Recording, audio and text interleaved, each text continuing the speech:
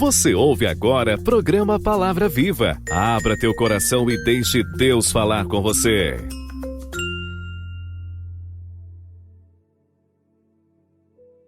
Meus amados e queridos irmãos, a paz do Senhor Jesus Cristo seja com todos vocês. Aqui quem vos saúda é seu irmão em Cristo, Neemias Santos.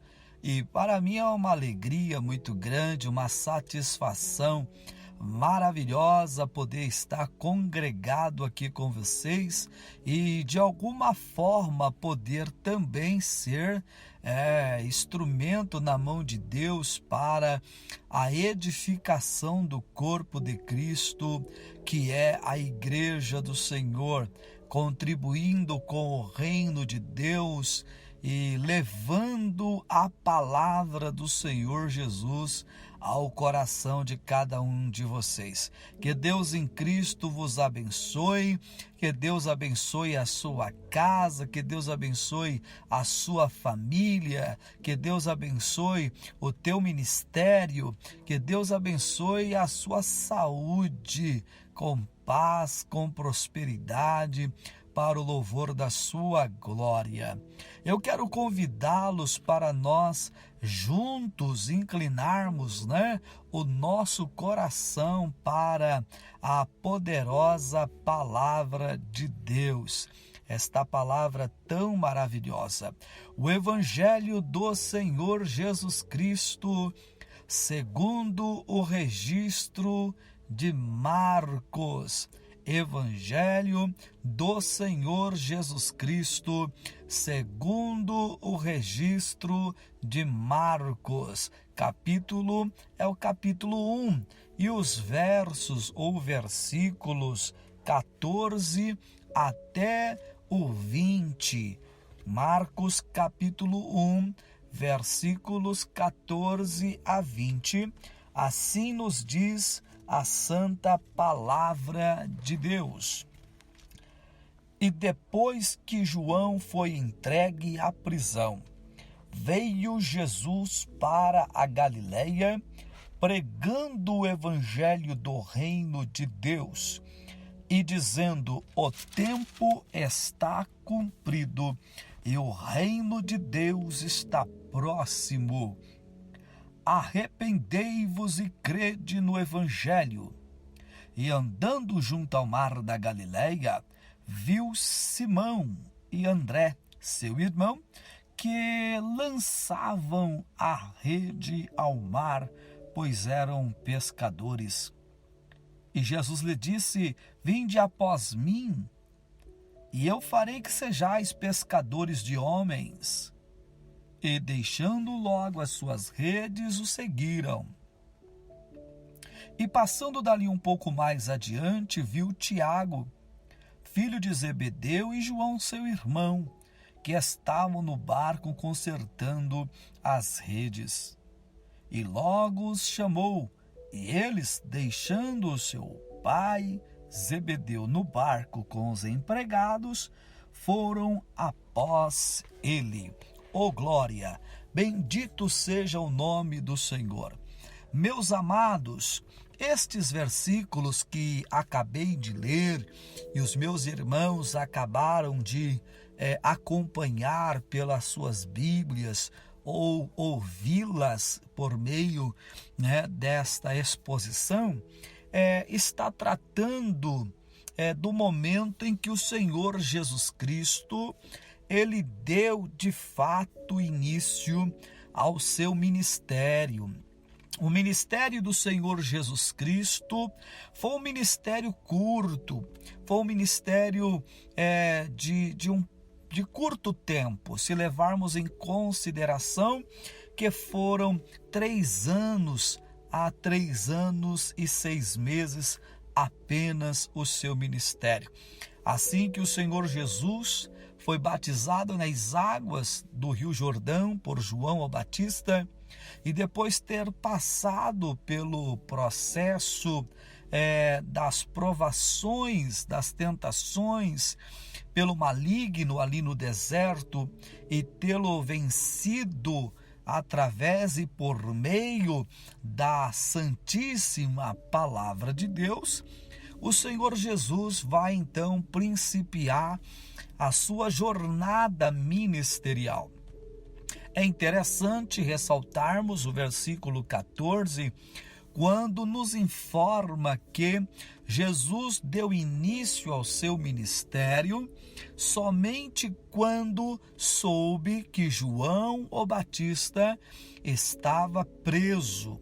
Jesus não começou o ministério quando João estava exercendo a sua vocação, porque João veio para preparar o caminho para o Senhor Jesus, de maneira que a palavra ética ministerial era uma palavra que existia na prática, na vida do Senhor Jesus Cristo, em relação ao ministério de João o Batista.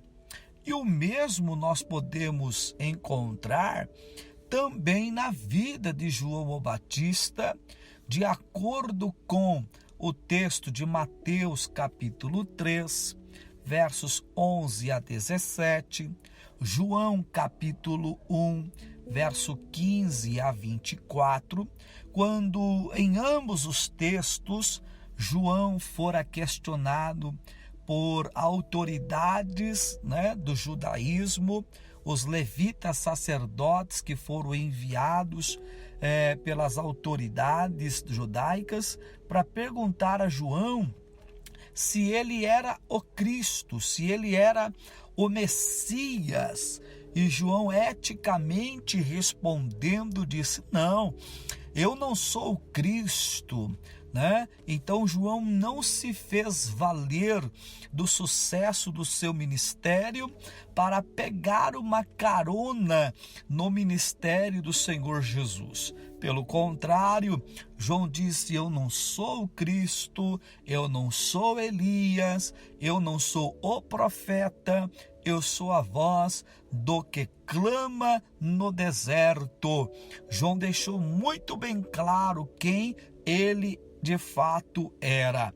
Também é interessante nós notarmos que João também deixou muito claro qual era o seu ministério.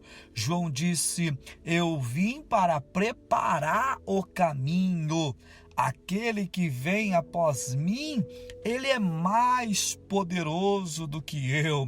Eu vos batizo com água para remissão de pecados, mas ele vos batizará com o Espírito Santo e com fogo.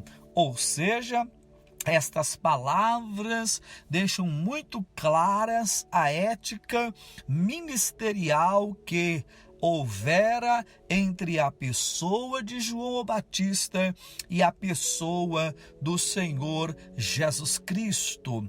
Jesus, quando vai dar início ao seu ministério, ele só principia o seu ministério quando soube que João estava preso, porque ele não queria começar o ministério em cima do ministério de alguém. Este é um princípio ético ministerial que nós temos que aprender com Jesus, com João, com Jesus, e entendermos primeiro a nossa vocação, segundo o nosso tempo, glória. Primeiro, a nossa vocação. A vocação de João era preparar o caminho, não é? Batizar com águas. A vocação de Jesus era salvar, batizar com o Espírito Santo, cada um na sua vocação. Segundo, o tempo. Enquanto João está exercendo o ministério, Jesus não atua. Uma vez João estando preso, Jesus principia. Isto é ética a respeito pelo ministério um dos outros. A partir deste momento que o Senhor Jesus inicia o seu ministério, nós vamos perceber que a mensagem que Jesus vem pregando tem o mesmo tom, tem a mesma didática, tem a mesma ênfase, né, da mensagem que João também vem ministrando, de acordo com Mateus capítulo 3, versos 1, 2 e 3, nós vemos João pregando no deserto da Judéia uma mensagem tematizada sobre o arrependimento, porquanto o reino de Deus era chegado, não é?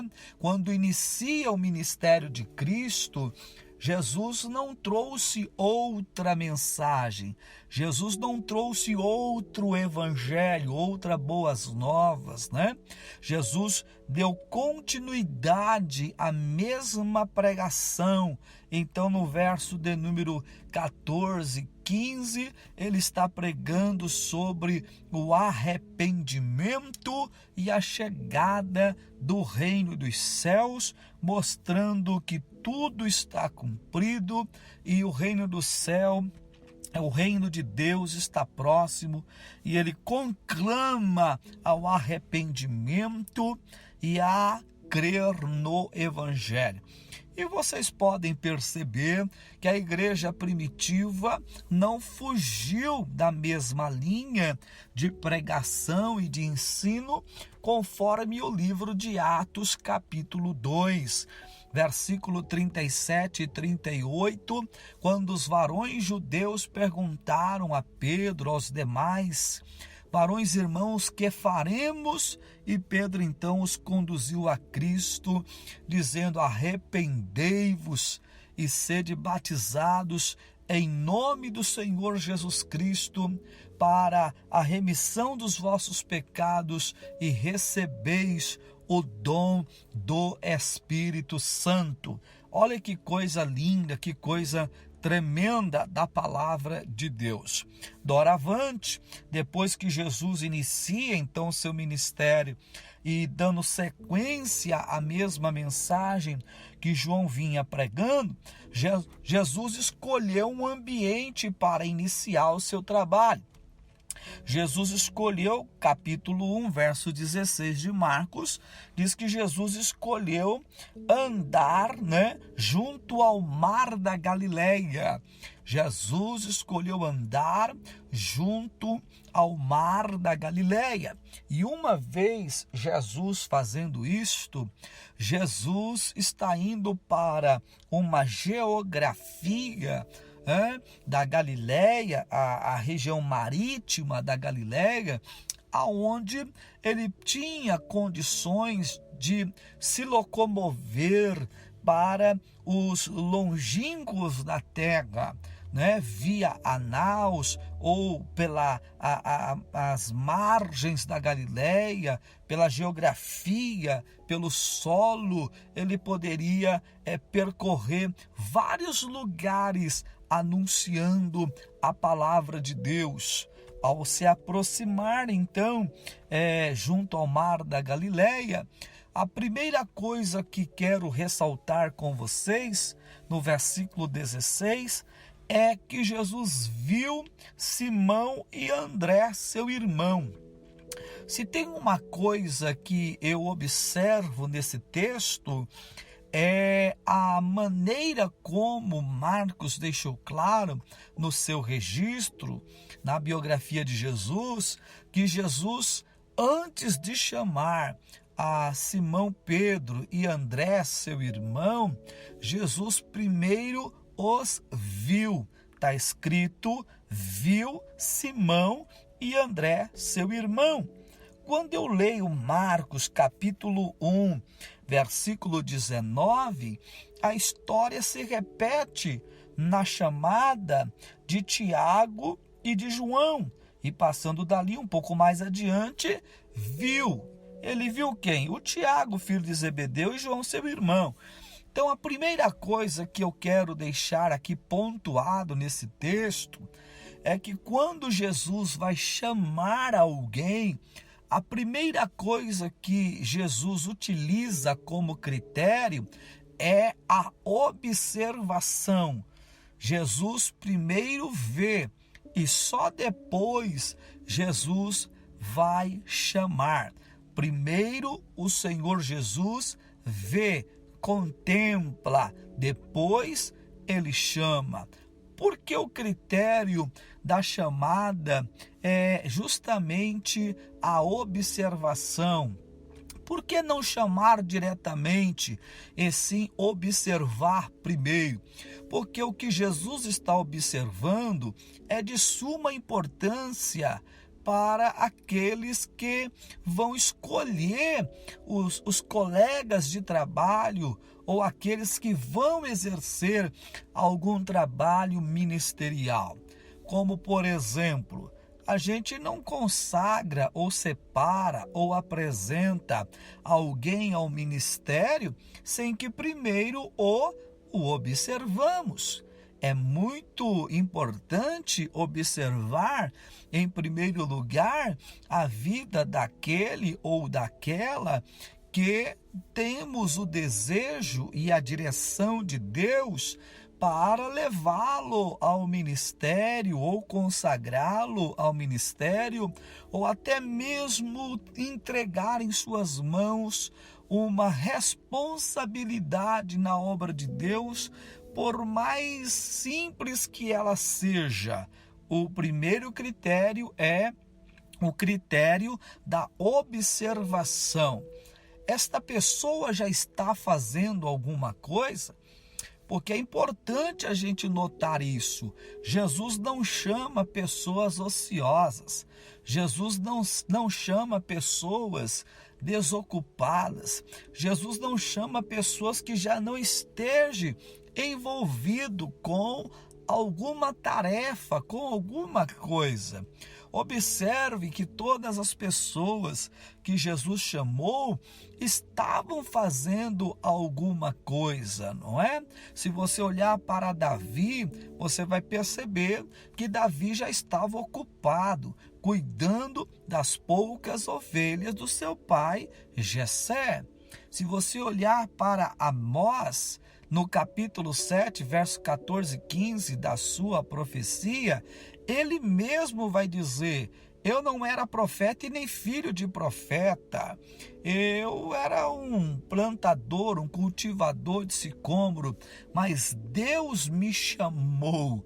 Deus me chamou. Então ele estava ocupado e Deus lhe chamou.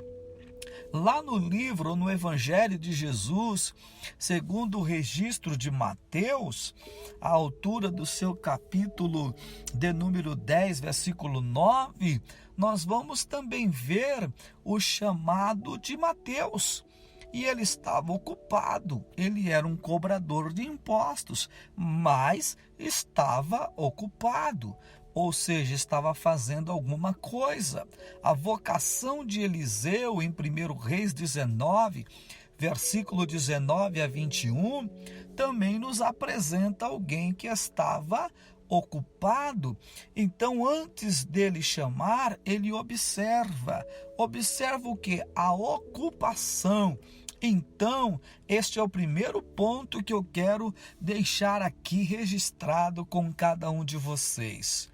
Estejamos ocupados, estejamos envolvidos com o reino de Deus, com a obra de Deus, com a igreja de Deus, porque aquilo que Deus tem com cada um de nós, a seu tempo ocorrerá, acontecerá, e o nome do Senhor será glorificado em nossas vidas.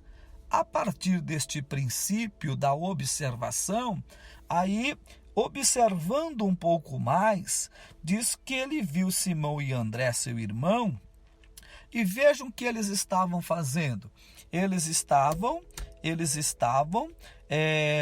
lançando a rede ao mar, porque eles eram pescadores. Então vejam que Jesus está observando a sua profissão. Jesus está observando o serviço que eles estavam realizando. E o que eles estavam fazendo? Diz o texto que eles estavam lançando a rede ao mar pois eram pescadores. Que importante isso aqui. Esse é o momento em que a gente vê, no texto que escolhemos para examinar, a primeira menção da palavra rede. Observe, lançavam a rede ao mar. No versículo 18, observe, e deixando logo as suas redes.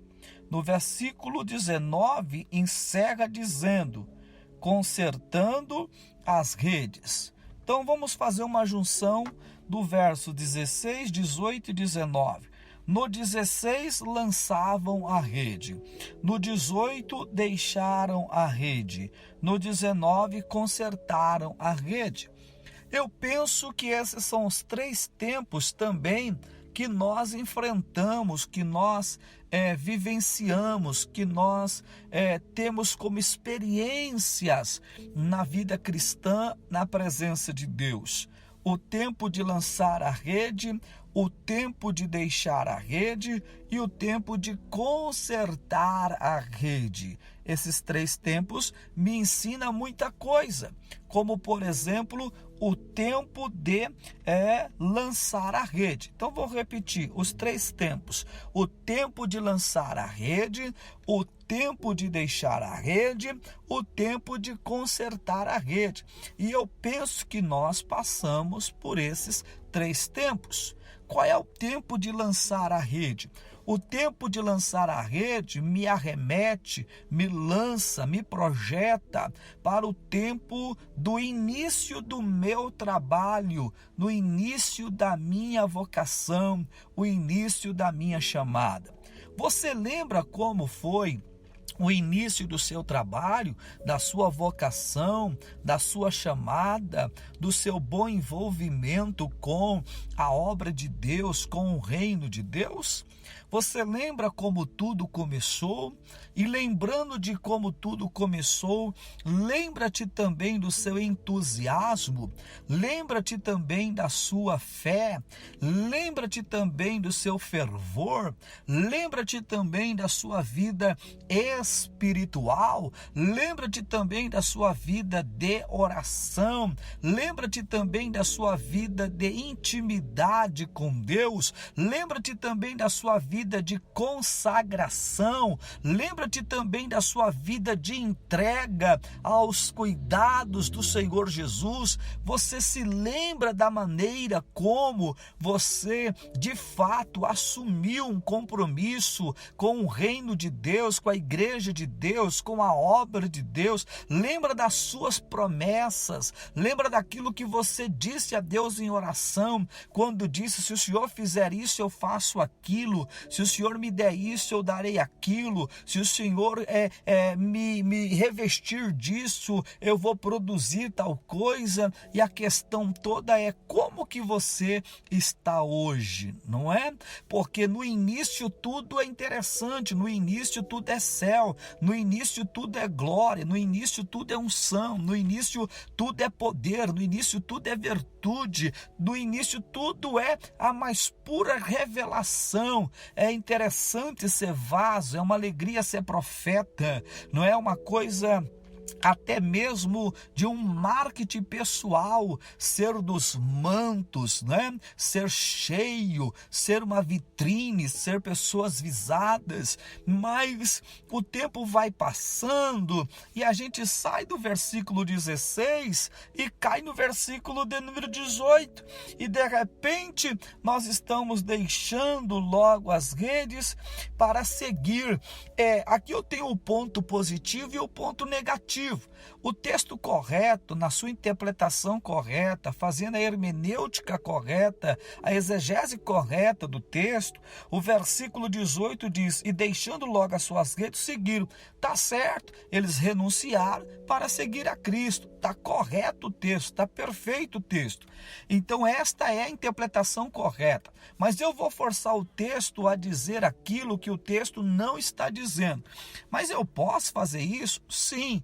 Por quê? Porque eu já expliquei qual é a reação, a interpretação, a exegese correta do texto. O correto é que eles deixaram as redes para seguir Jesus, renunciaram para seguir, para servir. Está correto. Mas eu queria forçar o texto a dizer desta maneira: deixando as redes, abandonando as redes. As redes é o nosso instrumento de trabalho. Veja que no versículo 16, o ponto positivo é que eles estavam trabalhando. No 18, eles vão abandonar aquilo que eles estavam trabalhando, e isso vai dar uma ideia do que eu quero falar, e não o que o texto está dizendo. Aquilo que eu quero falar é que nós temos pessoas que, quando começaram todas animadas, trabalhando, pedindo dons, batismo, revestimento, envolvimento, e hoje estão com as suas redes todas encostadas, estão com as suas redes todas paradas,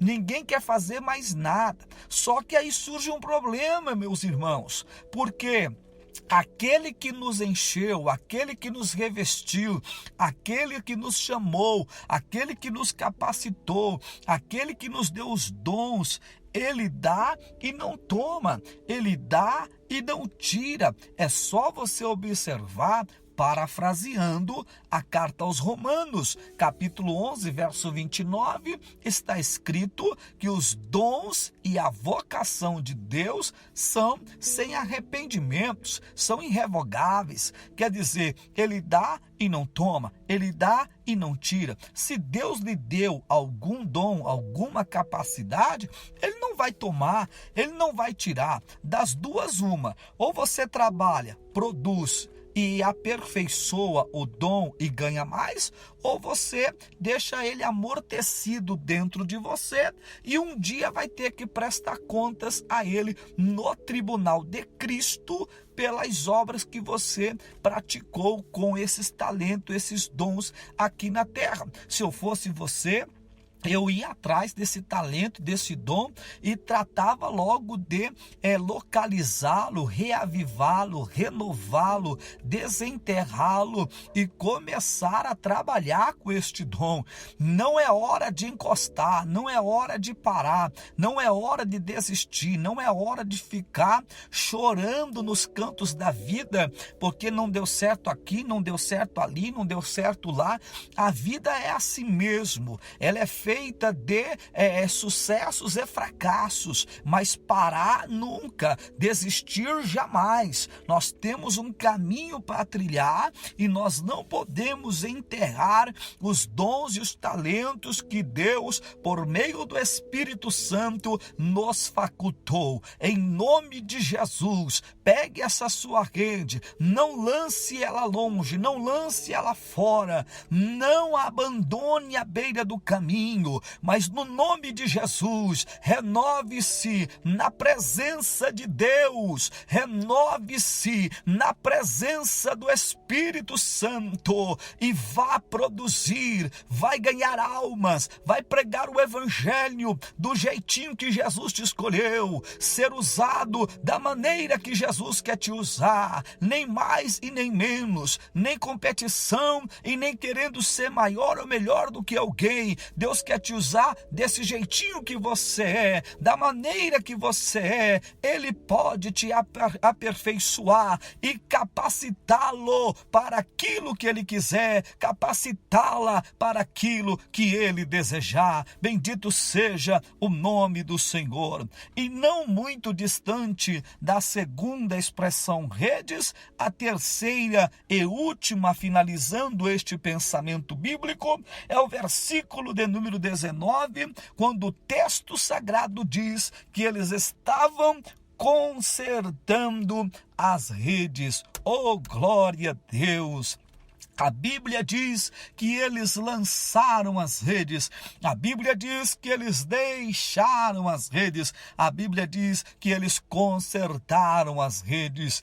Ô meu irmão, ô minha irmã, como é que está a sua ferramenta de trabalho? Ei, meu irmão, minha irmã, servo de Deus, serva de Deus, pelo amor de Jesus Cristo, como que está o seu instrumento de trabalho. Observe que agora eles estão no terceiro estágio, e esse terceiro estágio é conserta as redes. Não adianta lançar à direita, não adianta lançar na esquerda, se não estiver consertado, se tiver com os fios rompidos, se estiver com um problema no material. Quando lançar na direita e na esquerda, os peixes vão se esvair, vão se escapar e a rede virá vazia. Não vale a pena empregar tanto esforço e não ter resultado. Então conserta as suas redes, conserta a sua vida. É tempo de pôr a vida no altar, é tempo de orar, é tempo de jejuar, é tempo de consagrar, para que a glória de Deus venha sobre a sua vida e renovar o seu ministério. Que Deus em Cristo te abençoe neste dia, por meio e através desta palavra, enriquecendo então o teu coração e a tua alma, em nome de Jesus, amém, para a glória de Deus Pai. Programa Palavra Viva, todas as quartas-feiras, logo após o programa Bom Dia América, às 11h30 da manhã, horário de Nova York. Deus tem uma palavra para o teu coração.